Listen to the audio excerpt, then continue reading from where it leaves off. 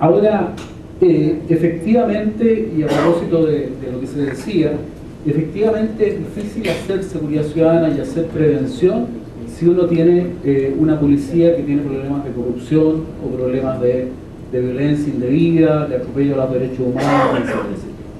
Por lo tanto, yo terminé mi exposición con una anécdota y una frase. Yo quiero ser majadero a lo mejor e insistir en esa frase. Yo creo y estoy convencido que una apuesta que debemos hacer todos los países en el corto, mediano, largo plazo es cómo vamos consolidando instituciones que sean permanentes, estables, sólidas, que desarrollen mecanismos de control interno de la conducta de los funcionarios, etcétera, etcétera.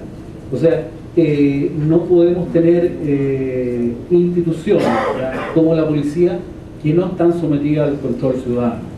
En ese sentido, las tareas tienen que ver con transparencia, o sea, tiene que haber una presión del mundo civil, de las autoridades, etcétera, etcétera, para ejercer un control permanente en la policía. Ahí las ONGs de derechos humanos y otras han hecho una gran labor en distintos países del mundo en denunciar los atropellos de la policía de los derechos humanos, en exigir transparencia en los casos, etcétera, etcétera. En Chile hay una discusión también porque cada hecho que ocurre con la policía de investigación queda a cargo de las fiscalías militares. Entonces venimos cuestionando ya desde hace años que no hay motivo, cuando se trata de un delito que ha cometido un miembro en este caso de la policía, digamos, para que eso tenga que ser juzgado por la fiscalía y los tribunales de la justicia militar y no de la justicia civil como corresponde.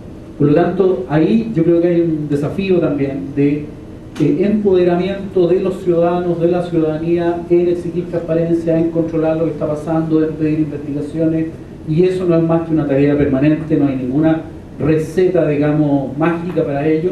Yo creo que acá a mí me tocó hacer, les contaba con el doctor Hugo Frulich, que es el director del centro donde trabajo, una consultoría para el gobierno, para el Ministerio del Interior de Uruguay, que consistía en desarrollar un modelo de formación de las policías en Uruguay. Y Uruguay es un país bastante tranquilo, ustedes lo veían ahí en el índice de paz que yo presentaba, el país más pacífico de Latinoamérica, pero sin embargo con una policía con problemas.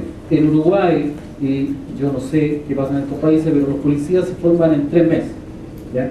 Claramente una de las principales críticas que nosotros hacíamos en el caso de Uruguay era que tú no puedes formar a un profesional que le da una responsabilidad tan grave y tan delicada como el monopolio del uso de la fuerza. Es la única institución de un país a la cual nosotros les damos el derecho a usar la fuerza y le pasamos armas, ¿ya? No puede ser que profesionales que tienen una tarea tan delicada como esa pretendamos que se forman en 3 meses. O sea, claramente hay un desafío de hacer que esas instituciones sean instituciones sólidas, profesionales bien formados, sometidos a control, etcétera, etcétera.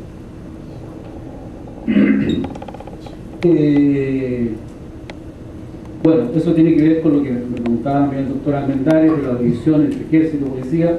En Chile no existe esta subordinación de la policía frente a la otra rama de las Fuerzas Armadas, pero ciertamente está este desafío que yo planteaba de la desmilitarización de Carabineros de Chile para hacerlo más abierto a la población, más transparente y mejorar su funcionamiento.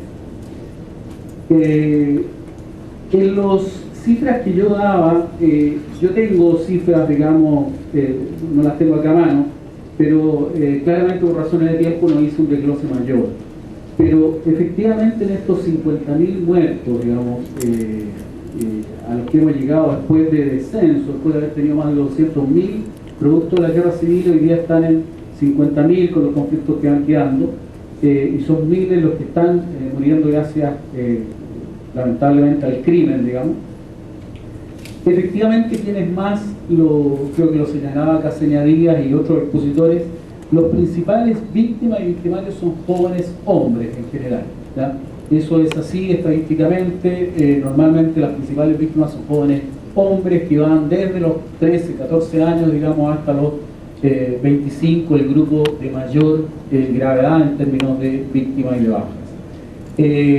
Existen, por supuesto, también víctimas mujeres, una buena cantidad, las mujeres sobre todo ligadas a temas de narcotráfico y otros delitos, y también existe el asesinato de niños, digamos, en estos países. México es una situación especialmente delicada con el tema de la muerte, el femicidio y la muerte de mujeres. En Chile también, en Chile y en otros países se viene estudiando el tema de la violencia contra la mujer específicamente, no digamos la violencia intrafamiliar en general, sino específicamente contra la mujer. Y ahí hay cifras alarmantes, hay una cantidad de crímenes y de homicidios que se cometen, digamos, y yo creo que ahí tiene que haber toda una política también de apoyo a la familia. En Chile a mí me llamaba la atención una cifra que daba cuenta de algo así, a lo mejor la situación no es tan grave en términos numéricos, pero había como 60 femicidios al año en Chile, ¿ya? De estos femicidios, quien había sido el victimario era el hombre, la pareja, obviamente, normalmente, pero en el 40% de esos casos, 40 y tantos por ciento de esos casos, el hombre posteriormente de haber cometido el homicidio se había suicidado. ¿Bueno? Entonces, hay un tema ahí grave, ¿ya?, de conciencia, digamos, respecto de la gravedad del femicidio contra la mujer, pero hay un tema también de crisis de la familia, de crisis de la convivencia familiar, que es un tema que tenemos que abordar con políticas públicas también. Si años atrás se pensaba que este tema era un tema del mundo privado, donde no tenía que meterse el Estado ni nada más, claramente yo creo que esa visión ha sido superada y tenemos que abordar políticas, programas que vayan en apoyo a la familia para el desarrollo del entendimiento, de superar el maltrato infantil y todo eso. Respecto del asesinato de grupos, minorías sexuales, grupos trans, que se me plantea acá, no tengo a la mano cifras, la verdad, pero también reconozco que es un tema que ha estado saliendo en los foros internacionales.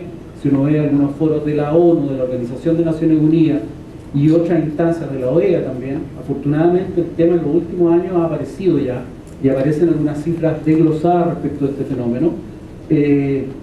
Hay muchos casos reportados de violencia contra los grupos de las minorías sexuales, digamos, en que simplemente por gusto y por intolerancia hay grupos que en definitiva se ensañan y atacan, digamos, y dejan gravemente heridas a muchas de estas personas, digamos. Y hay muchos asesinatos también que se cometen. Afortunadamente, como digo, en los últimos años los organismos internacionales, uno ve que el tema ya está siendo abordado, está siendo tocado. Hay la Organización Mundial de la Salud saca un informe también sobre la violencia a nivel mundial, y también está reportando este tipo de casos. Yo creo que lo primero es, así como asociado a lo mejor con la violencia intrafamiliar, en que años atrás era un tema que nadie lo colocaba en las estadísticas, ni nadie se enteraba, ni nadie se preocupaba, se posicionó finalmente. Yo creo que el tema de la violencia contra las minorías sexuales también es un tema que va a vivir este proceso de posicionamiento, y yo diría que esa es la primera etapa, colocarlo ahí, sensibilizar a la población, dar a conocer las cifras,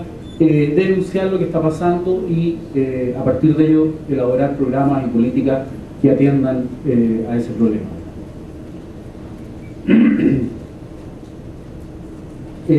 Respecto de la propuesta chilena y el respeto de los derechos humanos, yo diría que sí logró en los gobiernos pasados, en lo que fue la experiencia de la Estrategia Nacional de Seguridad Pública, en lo que fueron los planes comunales de seguridad ciudadana, logró tenerse una visión súper integral que se desarrolló con respeto a los derechos humanos. En toda esa política nacional que hubo, la labor de la policía fue bastante secundaria. Ellos han desarrollado el plan cuadrante como una estrategia policial que ha sido bien evaluada, que ha hecho un aporte, que apunta precisamente a darle un rol más preventivo a la policía de Carabineros, y creo que en general las iniciativas que se desarrollaron tenían un claro acento en lo preventivo. La apuesta fue en la prevención social, se destinaron muchos recursos a eso, digamos, y se lograron hacer avances bien significativos. Ahora, también tenemos problemas pendientes. Las cárceles en Chile están en un nivel de hacinamiento importantísimo. O sea, los niveles de hacinamiento en las cárceles de Chile están por sobre un 50%, digamos. En algunas cárceles se llega al 100%, es decir, en cárceles en que tendrían que haber 2.000 individuos, hay 4.000 individuos. Entonces, claramente ahí tenemos problemas que, de hecho, Chile ha sido denunciado frente a la Comisión Interamericana de Derechos Humanos, específicamente por la situación de las cárceles en Chile, con altos niveles de hacinamiento. ¿Y qué ha pasado? Es que efectivamente, a lo mejor un pecado que quedó de estos 20 años, se desarrolló toda una, digamos, una institucionalidad en materia preventiva que antes no existía en el país y que yo creo que ha sido muy exitosa y muy positiva, Pero paralelamente también avanzó el proceso de la reforma procesal penal en Chile. Se pasó de un sistema antiguo en la justicia, inquisitivo, qué sé yo, a un sistema nuevo, con juicios orales, con más transparencia, qué sé yo. Reforma a la justicia en Chile que ha sido muy bien evaluada. Pero eso significó que los tribunales y el sistema de justicia criminal empezaron a trabajar más ágilmente, y significó que la población penal en Chile desde el año 90 al año 2006 aumentó al doble, ¿ya? Y ahí claramente tenemos un déficit que está siendo tratado en Chile con las medidas alternativas. Yo lo planteaba en una conversación. Tenemos que desarrollar en los países la institucionalidad necesaria para tener medidas alternativas a la cárcel. Efectivamente, en muchos casos tenemos que sancionar al delincuente, tenemos que sancionar al infractor, pero la solución menos adecuada normalmente es la cárcel. La cárcel normalmente va a ser la universidad, digamos, del tipo para que vaya a doctorarse, por decirlo así, en delincuencia y en crimen. Por lo tanto, tenemos que buscar sistemas y desarrollar una institucionalidad, y eso significa instituciones, corporaciones, sistemas, programas, que vayan a que la sanción a aquel joven que ha sido infractor sea una medida alternativa de trabajo comunitario, de reinserción en una comunidad, de rehabilitación en droga, en fin, de cumplimiento de ciertas condiciones, de libertad vigilada o una serie de otras figuras que existen, pero que no sea la cárcel. En eso en Chile también tiene ahí un problema pendiente que yo creo que es común además a la región. Luego, la señora acá me preguntaba respecto a una propuesta conjunta de los países del Cono Sur. Se ha estado haciendo afortunadamente en el marco del Mercosur, ¿ya? Que reúne a los países del Cono Sur de América y otros asociados. Se ha estado haciendo un trabajo en los encuentros del MISPA, que se llama, que es los encuentros de ministros del interior, digamos, que están en el Mercosur o en otras instancias internacionales. Y ahí se viene desarrollando efectivamente un trabajo que permita levantar propuestas a nivel regional. Yo les mostraba aquí una de las primeras láminas, las conclusiones que llegaba a un estudio de la OEA sobre los problemas de la policía en la región. Bueno, esos son primeros atisbos de que se están realizando estudios de parte de la OEA y de otros organismos que ya permiten tener diagnósticos compartidos, que permiten tener, digamos, todo un desarrollo en el tema bastante positivo. Mostrar, este es el documento que ella citaba, y yo me di el trabajo también para exponer con mayor autoridad con ustedes, de leer buena parte de este. Este es el informe de desarrollo humano para América Central, específicamente 2009-2010. Es un tremendo libraco lleno de cifras, lleno de antecedentes, que expone no solamente un diagnóstico de lo que está pasando en materia de violencia y delincuencia en los países de la región, sino también qué iniciativas se han desarrollado en cada uno de los países, cuáles han sido los procesos que han vivido las policías en cada uno de los países, qué programas se han desarrollado, cuál es la situación en cada país, en fin. Esto está disponible en la página web del PNUD, así que yo creo que ahí hay un aporte muy importante para pensar a nivel regional política respecto del tema. En fin, ¿qué otro tema me queda?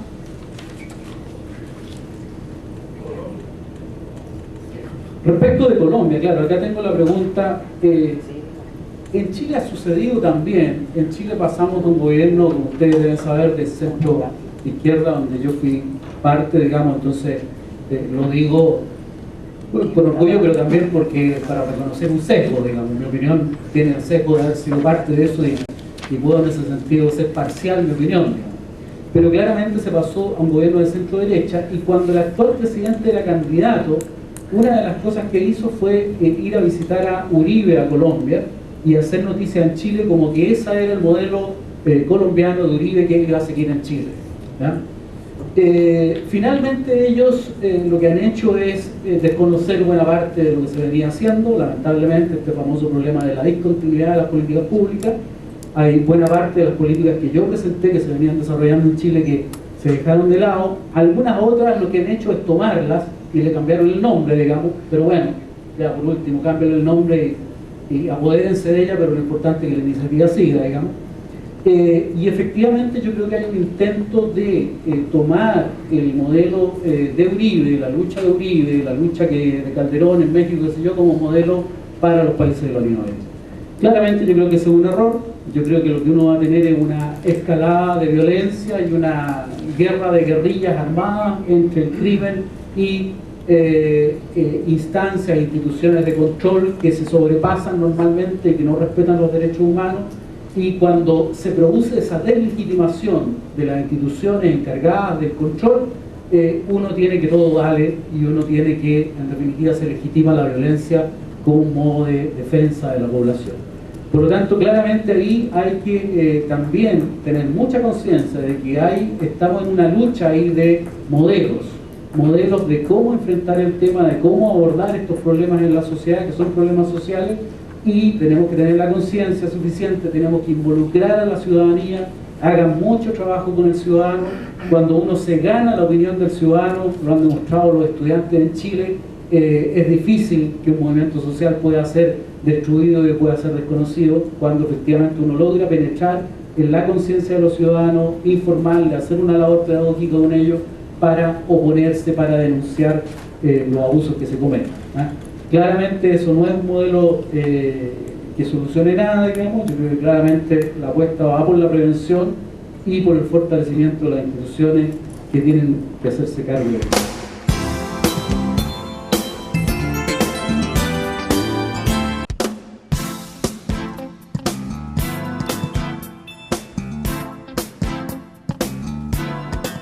Un poco mi presentación, luego de vista las que me han antecedido y visto que se ha analizado bastante ya algunas experiencias desde el punto de vista de la prevención social de la violencia en la región centroamericana, se conoce y se muestra un poco lo que ha trabajado el Programa de las Naciones Unidas para el Desarrollo, que más o menos ha sido el esquema que en general ha trabajado en todos los países del Triángulo Norte, Honduras, El Salvador y Guatemala, en los cuales se han elaborado y se han formulado importantes políticas basadas fundamentalmente, muchas de ellas en experiencias territoriales, experiencias muy locales o muy localizadas o muy sectorizadas, en lo que tiene que ver con juventud, niñez, en algunos casos mujeres, o en algunos casos personas en situación de vulnerabilidad.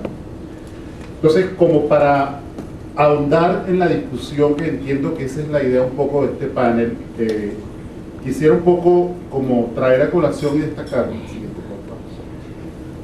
en este análisis comparativo de los modelos de prevención de la violencia. No me voy a detener en el detalle de cada uno de los países, sino que voy a tratar de hacer un análisis un poco más general en términos de lo que significa y lo que ha significado la prevención social de la violencia como una política pública de carácter nacional. En ese sentido, se ha generado un gran debate en toda la región con el tema de la prevención de la violencia como política pública nacional. Quiero destacar esto porque hay que hacer la diferencia de las experiencias que se han dado en los diversos países de prevención social de la violencia, de prevención situacional de la violencia, de prevención del delito, pero en ciertas municipalidades, alcaldías, comunidades, ámbitos muy localizados, muy territorialmente definidos, pero no así en lo que ha sido la agenda de la construcción de las políticas nacionales en materia de prevención. Si bien es cierto que se han hecho grandes esfuerzos por elaborar documentos muy interesantes que recogen, y muchos de ellos con la asesoría técnica del Programa de las Naciones Unidas para el Desarrollo, dichas políticas o han comenzado y terminan muy pronto, no hay continuidad, no hay desarrollo de dicha política, y algo que es lo más lamentable de todo ello es que en ninguno de los estados del Triángulo Norte, ninguno de los gobiernos, ninguna de las autoridades en el ámbito nacional se ha puesto la camiseta de la prevención. Siempre se ha ido por el camino más fácil, que es el camino del control y la represión, y que aquí viene a chocar con una agenda ideológica política, la siguiente, por favor, que es cómo estos elementos, ¿no?, de respeto de los distintos niveles de intervención, cómo tratar de identificar a partir de un carácter epidemiológico para medir los hechos de violencia y los hechos criminales y delictivos, lo cual le facilitaría dotar de una información coherente y seria para poder formular las políticas y saber identificar cuáles son los factores de riesgo y cuáles son los factores o los elementos que se incorporarían para la protección de dicha violencia. En relación a eso, se ha hecho más apuestas a elementos de prevención situacional que propiamente de prevención social de la violencia. Prevención situacional respondiendo mucho más a la demanda y el clamor popular y a los elementos de sentimientos y percepciones de inseguridad. Al punto de que ya hoy en día lo que vemos desde el punto de vista de políticas de prevención situacional se vienen construyendo casi que prácticamente islas de seguridad.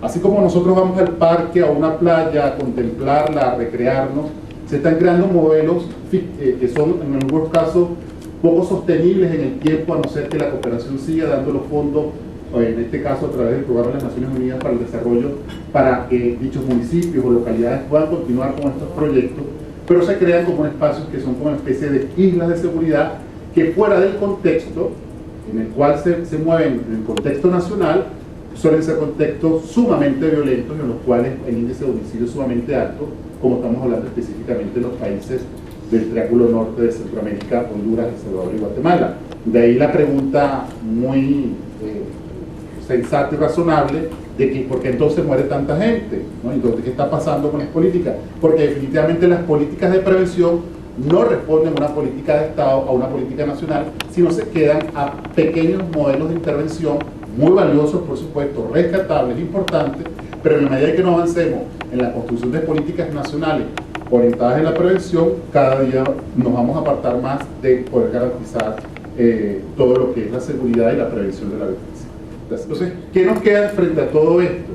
No nos quedan más que desafíos, ¿no? Es decir, lo que nos plantea toda esta situación es, en primer lugar, entender que la prevención social de la violencia como una política pública nacional y que los gobiernos nacionales, que las autoridades nacionales se terminen de poner la camiseta de la prevención social de la violencia social, ¿no? Es importante remarcar lo social de la política porque tiene que tocar también todas las esferas vinculadas al desarrollo. Pues, cómo establecer un equilibrio entre los presupuestos, lo que se invierte o lo que se gasta en represión y control y lo que se gasta e invierte en prevención social. Es decir, no debe ser tan desequilibrado el gasto y la inversión que se haga, sino que debe buscar su punto de equilibrio que permita que efectivamente la prevención sea un punto de agenda fundamental en cualquier diseño de política pública.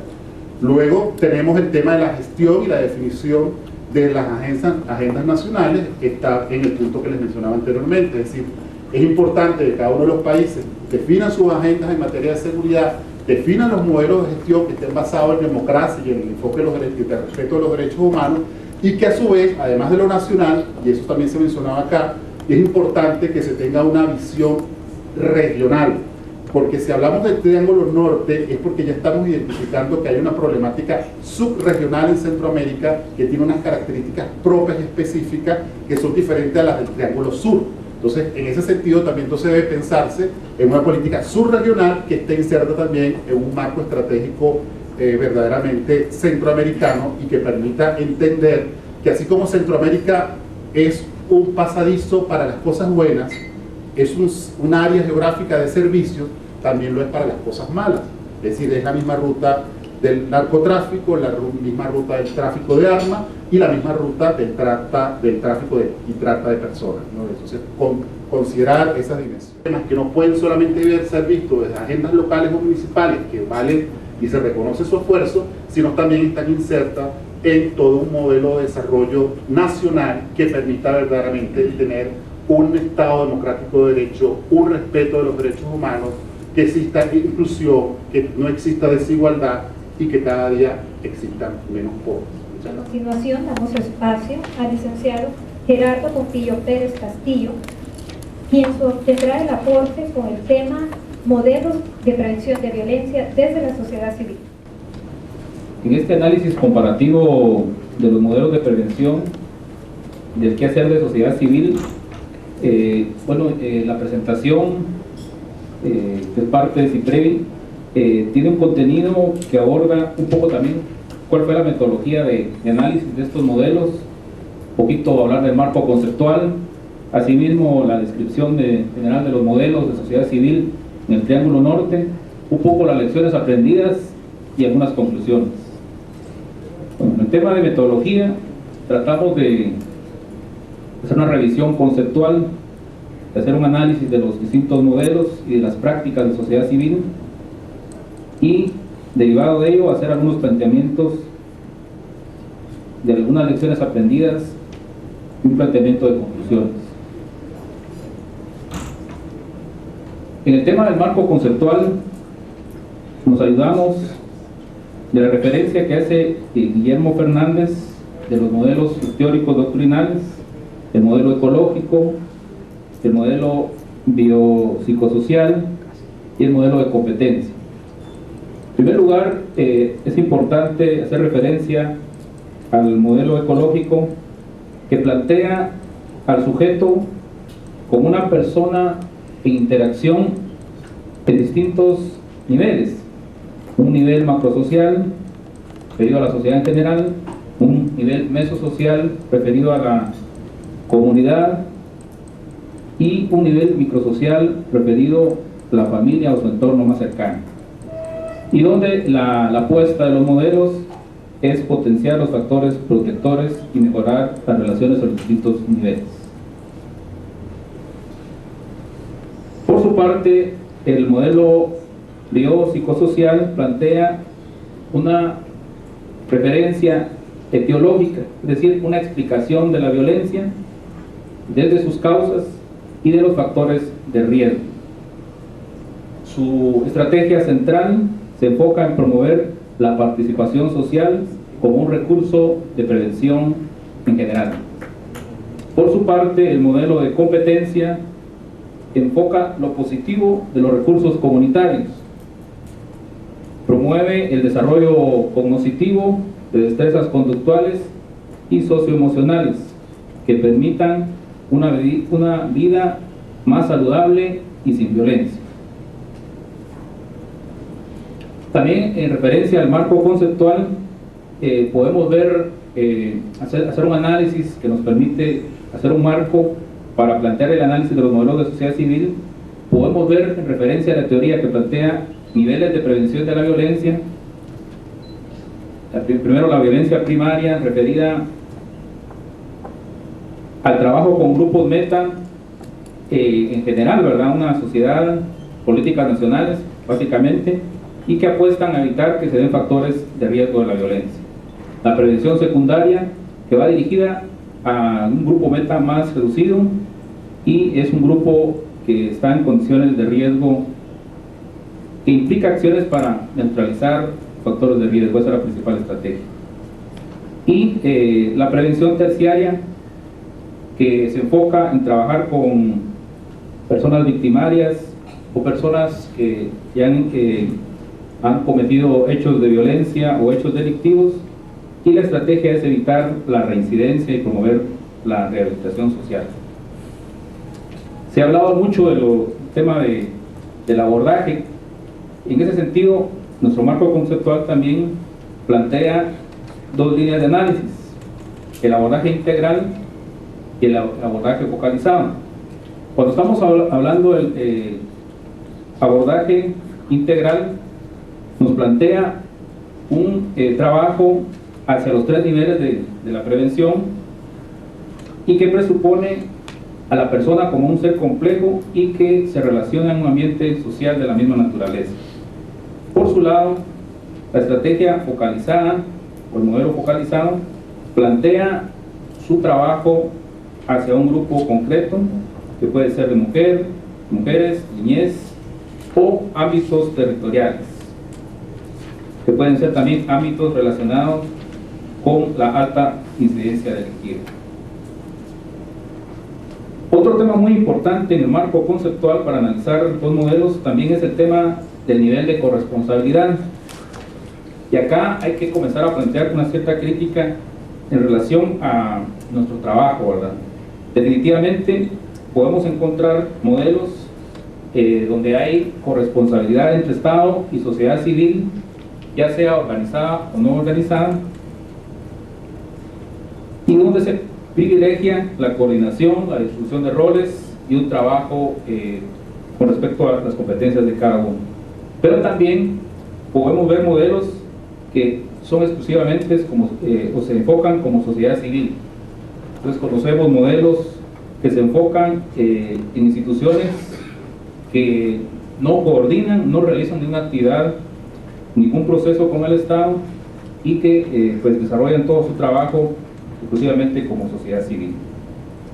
Por otro lado, también conocemos en el marco conceptual del modelo de corresponsabilidad entre sociedad civil organizada y organización comunitaria, que definitivamente plantea cómo la sociedad civil organizada puede coordinar con organizaciones comunitarias como los pueblos indígenas y otro tipo de organizaciones.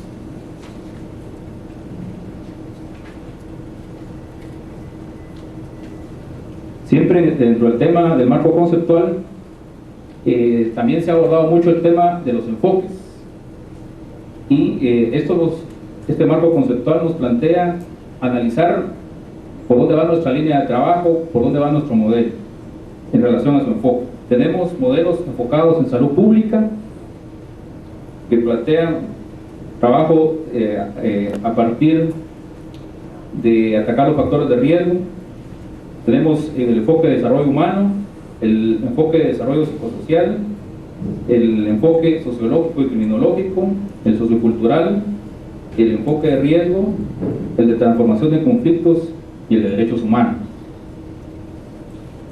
Solo es muy importante acotar que acá hay representación de los pueblos indígenas de Guatemala y en ese sentido reconocer mucho el enfoque bastante amplio e integral que hacen estos modelos de los pueblos indígenas enfocados en la transformación de conflictos. La partida de muchos modelos de trabajo, incluso de sociedad civil, han sido los modelos de seguridad nacional, que han privilegiado el tema de la represión. Pero sin embargo, nuestra sociedad centroamericana ha avanzado también en la libertad política, tratando de aportar o construir una mejor democracia. En este sentido, podemos hablar de hitos en esta historia como los acuerdos de Esquipulas 1 y 2, los acuerdos de paz en El Salvador y en Guatemala, que si bien es cierto no se han cumplido la mayoría de acuerdos, sí han abierto ciertos espacios para la discusión política de la reforma de la justicia y la seguridad. Asimismo, tenemos el Tratado Marco de Seguridad Democrática en Centroamérica, que de alguna manera plantea la necesidad de que el abordaje de la seguridad esté a cargo de autoridades civiles. Asimismo, se comienzan a discutir algunos modelos de prevención de la violencia con enfoque de corresponsabilidad entre sociedad civil y Estado. Algo muy importante que tal vez ya puede ubicarse en los últimos 6 años, han sido los modelos de prevención integral de la violencia desde las plataformas nacionales.